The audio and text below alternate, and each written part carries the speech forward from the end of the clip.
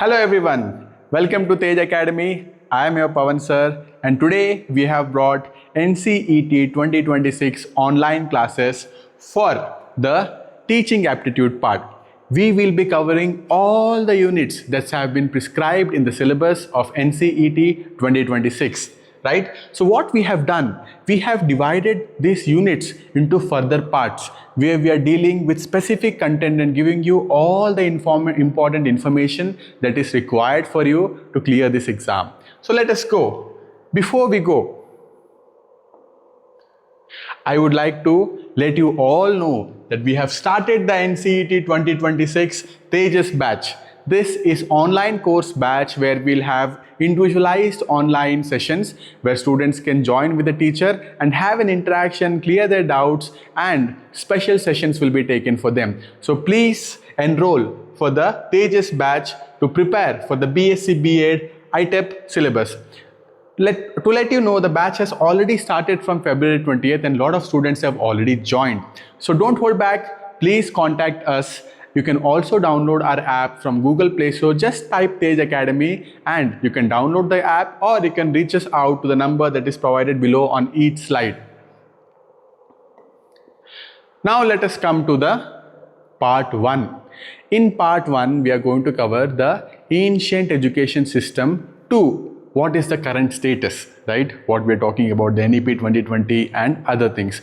When we talk about the ancient education system or the Indian knowledge system or the ancient Indian education system, Bharatiya Gnana Parampara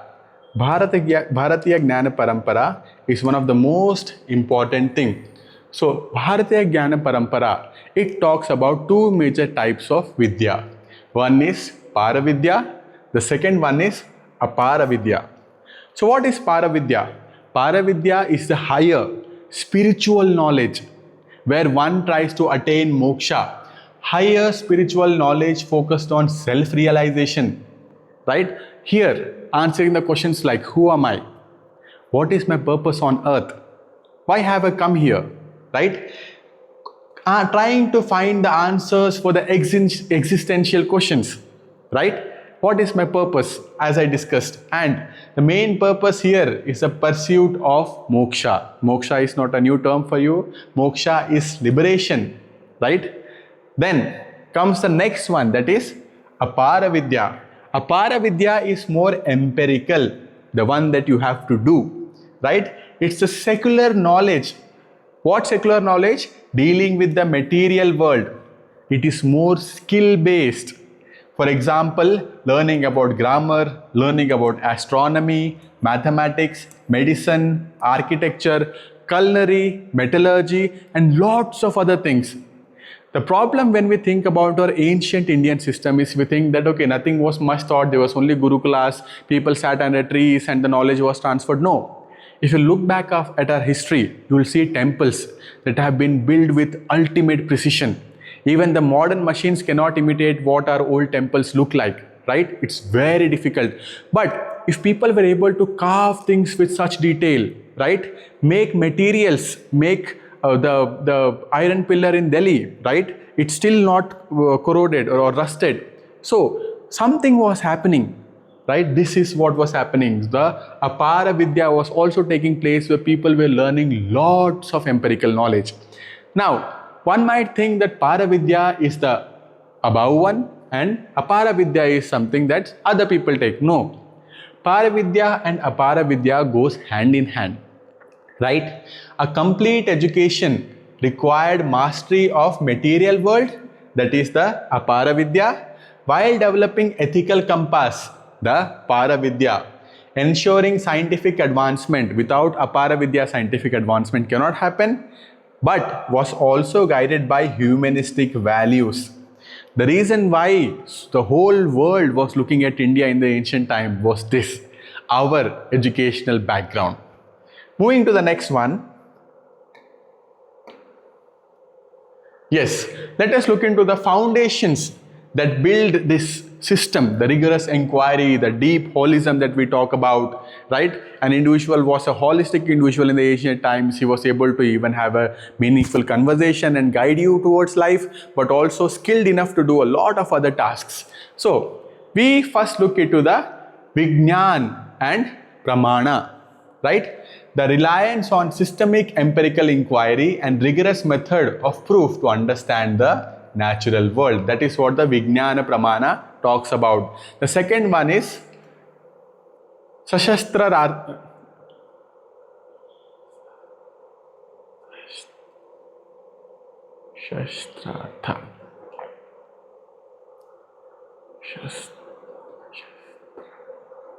Shastrartha.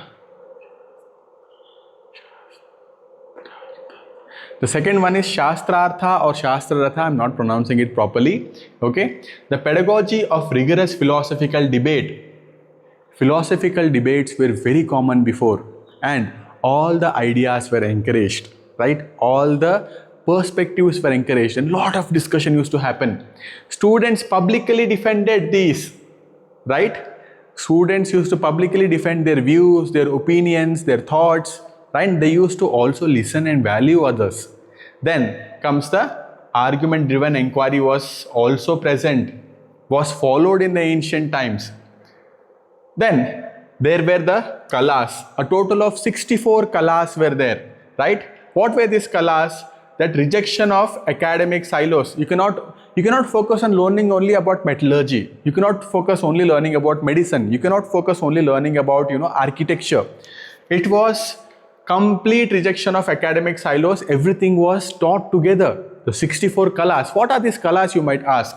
These are, right, sciences, chemistry, carpentry, like I said, metallurgy, medicine, architecture, so many. If you'll Google and try to search about the 64 kalas, lot of kalas will come. Even the performing arts, right? Everything was there and everything was taught. Then the indigenous wisdom, grounding complex socio-scientific issues in the localized generational knowledge of sustainable agriculture and ecological balance. Now, one might ask, what are these socio-scientific issues? Right? Don't worry about socio-scientific issues. Technically, if you'll see, at present we are dealing with a lot of problems like climate change, we're dealing with problems like pollution, and there are so many. But if you look back, if you look at our ancient times, these things did not exist. Right? But still we were able to carry things like now we do use plastic cover. Earlier times also we were able to carry things. Now we use plates. Earlier times also we were having plates, right? But then they were more sustainable in nature. If you'll see, you might have seen in the villages, or you might have also used or heard your ancestors talk about plates made with leaves. Still people use banana plates, but in other parts of regions, based on the locally available leaves, plates were made. Pots were made. Jute carry bags were there. So these were all sustainable, and once they are done with their use, they could easily be discarded in the nature and they would not cause pollution. So that was our indigenous wisdom. I'm sorry for the movement of this. Yeah, that was our indigenous wisdom. Moving to the next one. Knowledge was taught through lived experiences in Vedic gurukulas. It was not just learning from book or memorizing something. It was more of a lived experience. And the first thing is the Guru Shishya Parampara, right?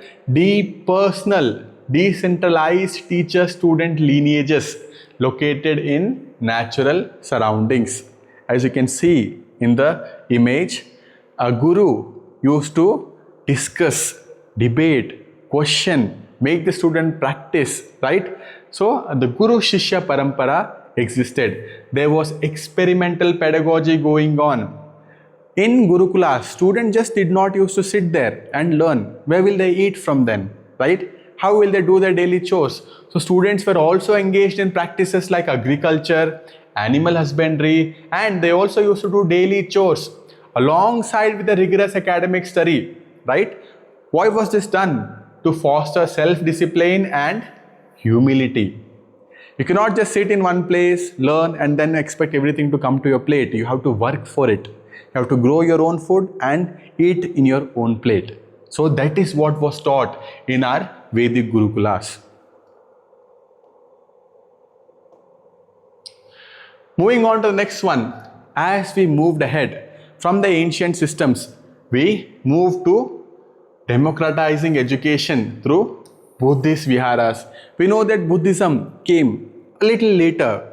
Then what Buddhism did was it brought in an institutional shift, right? Moving from isolated mentorship, as we looked into the Guru Shishya or the gurukulas where isolated mentorship was taking place. From there, they moved to formal communal centers of learning. That is the monasteries or universities. You have heard about Takshashila, you have heard about Nalandas, right? So here, the community centers were made where all can come and learn. And India became a hub. You have heard about our ancient universities where scholars from all over the world used to come. Now, one more stark and important thing was inclusive access, right? There was breaking away from the caste-based restriction. Learning was allowed, or open learning to a broader cross-section of society. As I was just speaking, scholars from all over the world, not only all over the world, there was no discrimination based on any kind of thing. People who want to learn, people who want to educate themselves were welcome. So they broke away all the barriers, all the restrictions, and everyone was welcomed and was able to take part in this education. Then they brought in vernacular medium. The instruction was shifted from classical Sanskrit to Pali, right? Making knowledge vastly more accessible to the masses. There was a language shift or the instruction shift that took place specifically in the Buddhist viharas. I'm not talking about all. Gurukulas still existed during this period, right? All those things were going on, but these were the ones that came later. And in these Buddhist viharas, they shifted from classical Sanskrit to Pali. Then the syllabus here also was very rigorous, right? Deep engagement with Heritu Vidya. There were lot of engagement was there with logic, lot of discussions, debates, trying to find out why, what, how this can be done in the best way. Other than that, medicine, statecraft, right? Peer learning, everything was happening in these Buddhist viharas. Then came the ancient global hubs that I was just talking about. The ancient global hubs, the multidisciplinary mastery. The first one that comes here is Takshashila. Takshashila was a premier destination for advanced professional training. Remember, Takshashila was for advanced professional training, specifically in the subjects of medicine, in military science, in law, and lot of other disciplines were also covered there. Then, highly individualized pedagogy was used there, which was tailored to student aptitude, right? Based on the level of student, it was tailored and differentiated. See, now we talk a lot about differentiated instruction. Differentiated instruction is nothing but we say that every learner is unique, right? Every learner learns at their own pace. So the instruction, the teaching that a teacher does in class should be based on the level of each student, which was already being practiced at our ancient Indian universities. Then these universities were home to giants like Chanakya and Panini. Okay, these universities were home to our intellectual giants, right? Then, second is the Nalanda University. So, the Nalanda University it was centralized, okay? Remember, it was heavily funded zenith of multidisciplinary learning. It was a center for multidisciplinary learning. So, housed the massive Dharmayagna library complex. You might have heard about a library that was destroyed, the Nalanda library that housed so many books and so much information was there that was described. We are talking about that, the Dharmayagna library complex, right? And one of the best practice that was practiced here was the fierce debate-driven culture. Everyone used to debate, everyone used to listen, everyone used to speak and put forward their points. And Nalanda was managed by Dwar Pandits. Right? These are gatekeeper scholars administering through rigorous entrance exams. Right? Scholars used to be taken in through rigorous entrance examinations. Then when we'll come to the formalization and state patronage. So what happened? The Mughals started coming in, right? So what they brought was the maktabas, and the madrasas. So what were maktabas? These were the foundation. These were embedded in local mosques, offering community-based access to early literacy. Early literacy in the subject of Persian, Arabic reading and crucial early numeracy, right? Numbers, accounting for administrative roles. Okay? Heavily reliant on oral recitation and calligraphy. Then, what about madrasas? These are comprehensive institutions of higher learning with vast libraries and residential hostels, making a shift from rote memory to analytical, specialized higher education. Then, the Mulakat curriculum and the evolution of credentialing, the Mulakat curriculum, the dual domination, the dual domain of madrasas. First one was Mankulat. What is Mankulat? Traditional or the revealed sciences. Okay. Then second one was Mukalat, the rational and intellectual sciences. These two were taught. Then STEM and logic focus, rigorous study of Hisab. What is Hisab? Mathematics. Handasa, geometry. Astronomy, Unani medicine. You all might have heard about Unani medicine, right? Like we have Ayurveda, they have Unani, right? We have Unani. Then Mantik, that is logic. Fostered dialectical debate on complex issues used to happen there. Then formal credentialing, introduction of Sanand or Ijaza, that is formal certificates granting the authority to teach. They started giving formal certificates, right, to teach. Then awarded upon mastery of specific texts. When one shows a mastery or attains a mastery, they used to give them a formal certificate granting them the authority that now this person has mastered this skill, they can go and teach the skill, right? Then the Ustad, Shagrid system was there, teacher-student system. The dynamic remained deeply personal, okay? Then comes the pre-independence. You all might have heard about the name Macaulay or the Macaulay Minute, right? And the ideological dismissal of indigenous knowledge. When the Britishers came in, they tried their best, right, to dismiss or disapprove the indigenous knowledge that was there to a maximum extent. So 1835 was a turning point. So Thomas Babington Macaulay forcefully ends, right, the Anglicist Oriental stalemate. Right, what they do, they bring in the ideological stance. So they explicitly dismissed Indian knowledge system. Why? They claimed that a single shelf of good European library was worth the whole native literature of India and Arabia, was what that was said, which is highly wrong. But they wanted to enforce what they were learning.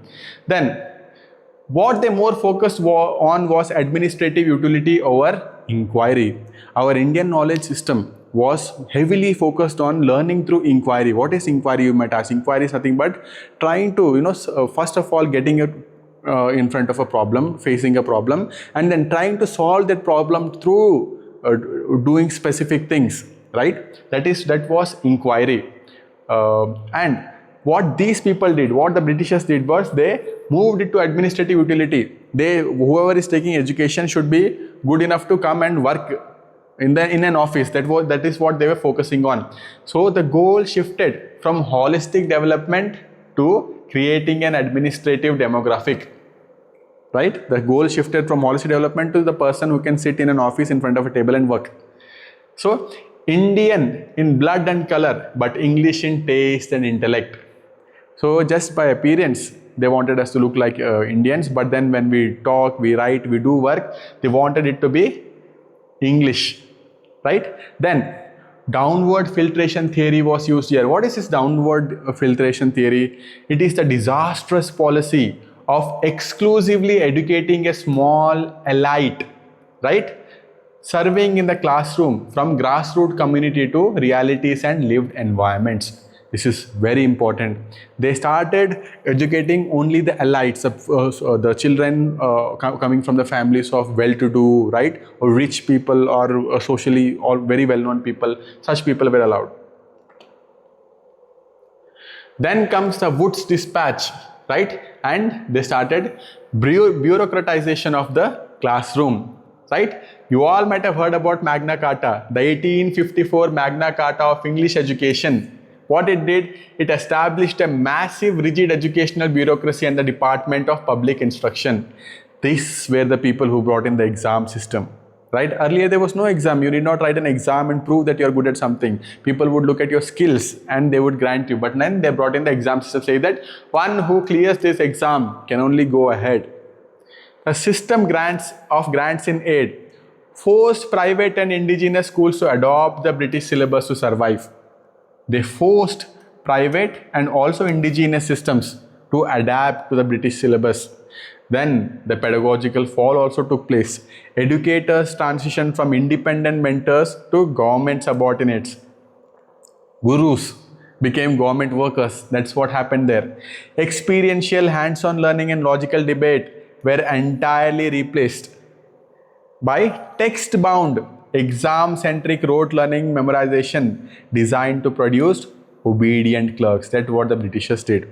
And this is what the NEP 2020 is trying to remove, right? We still are heavily dependent on textbooks. We still are heavily dependent on, right, text-related, exam-centric, this thing. But we will now see what the new national policy is doing and how they're trying to bring a change.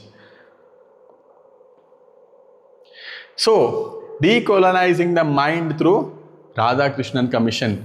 Post-independence, a change started coming. And the first one was through the Radhakrishnan Commission, the 1984-89 one. So here what happened? The urgent shift from colonial rote learning to nation building, right? To democratic citizenship and a charter development. So the first thing that they did after independence was that we have to move away from what the Britishers have taught us, right? And lean towards, or we have to move towards nation building and citizenship. So synthesizing knowledge, the explicit goal of merging the ancient Bharatiya Jnana Parampara with modern global advancement was suggested here. And there was a push for rural universities. They said universities should be located at rural places because that's where the real India lives, right? Recognizing that India lives in its villages, reconnecting higher education with agrarian realities, the farms, by integrating agriculture sciences, sociology, and localized vocational training to solve real-world community problems. Then comes the blueprint for national development. You might have heard this, or you might have known. If you don't know, it's very important, the Kothari Commission, okay, the 1964. The destiny of India is now being shaped in a classroom. This was the main thing that was said in the Kothari Commission 1964-66. So what happened here? Structural standardization came in. So Kothari Commission was the one that brought the 10 plus 2 plus 3 system. So this 10 was till 10th standard. This was your 11th and 12th. And your 3 years of undergraduation. This system was brought in the Kothari Commission. Then linguistic harmony. Kothari Commission was also the one that introduced a 3-language formula, right? You have to learn 3 languages. One was mother tongue, second thing was Hindi, and any modern Indian or European language to balance global connectivity with indigenous roots. Because now we were moving towards a global era where people are not only have to live in India or talk with people of local area. We're moving beyond. So mother tongue, again, first language one should learn was mother tongue, second was Hindi, and third was any modern European language. And a push back to inquiry was given. A forceful mandate to make science and math integral to general education. Till 10th standard, students should study both science and mathematics was said. A shift back towards laboratories, hands-on experimentation, and active evidence-based reasoning took place.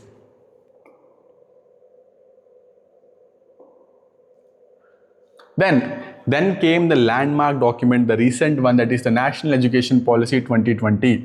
So a paradigm shift happened here. Because the last national education policy had come in the year 1986, 34 years back.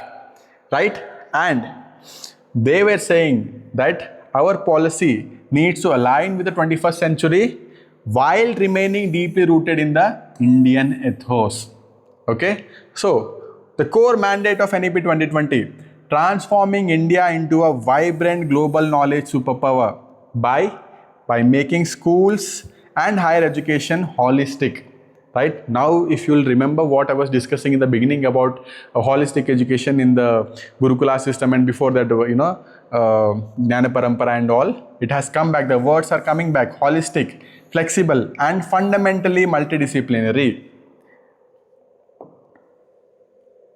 Then the new system, that is the 5 plus 3 plus 3 plus 4 system came. One more very important thing that NEP 2020 has done is the first 5. Earlier, it was not necessary or mandatory for a child to learn before entering first standard, but still parents used to put, but now it is compulsory. They want children to start learning in school by the age of 3, right? So the first 5 years, that is 3 plus 2. What is this 3? This 3 is Balavatika. You might have heard about Balavatika, you might already be seeing them in schools. So Balavatika 1, Balavatika 2 and Balavatika 3. Then what is this 2? This is the first and second standard. First and second standard. So this Balavatika plus first and second standard is known as the foundation stage. Please remember, the first 5 years in the new education policy is called the foundation stage. Very important to remember. Okay. Then the second stage is the preparatory stage. The second 3 years, it's the preparatory. So this preparatory, so what happens in, let us come back to the foundation stage. Here learning should be play based. Okay, here learning should be play based. A child should learn while playing. It should also be activity based. They should learn by doing different activities, right? And the main focus here is to build the foundational numeracy and literacy. The main thing here is foundational literacy and numeracy. Literacy is nothing but able to learn the letters, let it be mother tongue letters or letters in other subjects. So literacy, especially first thing is mother tongue. They should learn the literacy, how to write, how to talk should be very important. First they start with talking, then writing, then comes numeracy, that is trying to learn numbers. Then they will slowly progress towards advanced mathematics. When we and age 3 to 8, this is for age, first one is for age 3 to 8 years. Okay, first one is for the age 3 to 8 years, right? And here they have said that the heavy reliance on textbook should not be there. Then comes the second one, that is preparatory stage, that is for 3 years. Here transitioning to formal classes is taking place, right?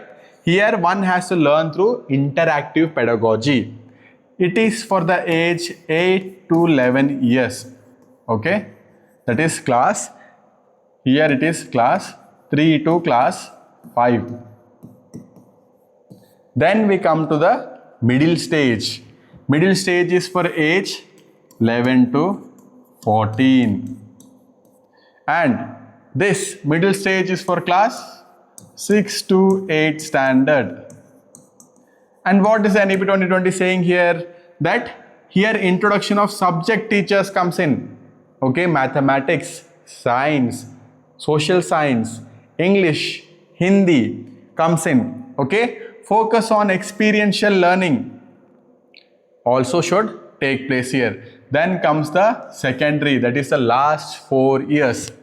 This is for age 14 to 18, or this is for 9th to 12th standard.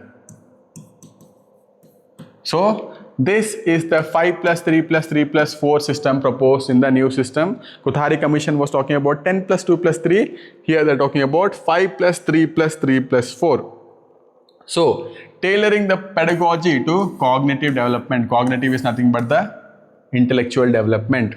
So, this is a progressive 4-stage pedagogical structure, the learning structure that aligns with the child's cognitive development, ensuring holistic and flexible learning from age 3 to age 18. So, this whole structure that is there, it is for age 3. This is for age 3 to 18 years. Okay. So, this is the 5 plus 3 plus 3 plus 4. The 5 plus 3 plus 3 plus 4 system proposed under NEP 2020. Very important. Please remember. Then, as we can see, what has happened here? We have now broken the silos, right? We are not learning subjects individually. Here, multidisciplinary learning is something that is being talked about, right? So, eliminating hard boundaries between the subjects, right? Curricular, extracurricular, vocational, academic, art, science should all be integrated together while learning. So, art integrated learning.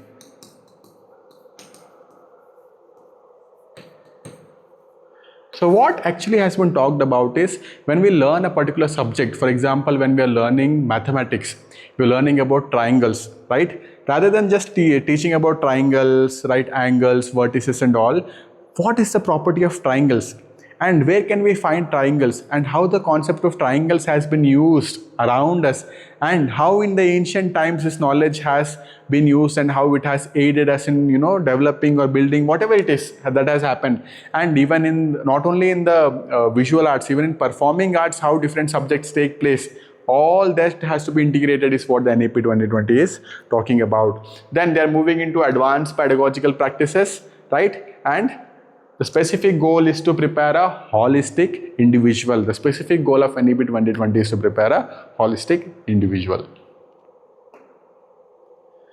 So, when we talk about the NEP 2020, it is grounding modern science with indigenous wisdom. So, the revival of Indian knowledge system is what that is happening. That is mandating integration of Indian knowledge system to the modern curriculum. That is what is being suggested. Then, beyond historical artifacts, we are just not talking about history. Ancient advancements in astronomy, metallurgy, architecture and mathematics are treated as active bodies of knowledge now. Then, practical application is something that is now being more focused on. That is incorporating indigenous ecological knowledge. I was talking about the leaves, where we used to make plates of multiple leaves stitching together, the baskets, all those things, right? So, incorporating indigenous knowledge in sustainable agriculture, in medicine, right? In modern biology, ecology lessons. Then the synthesis, that is subjecting traditional generational practices to modern scientific inquiry, right?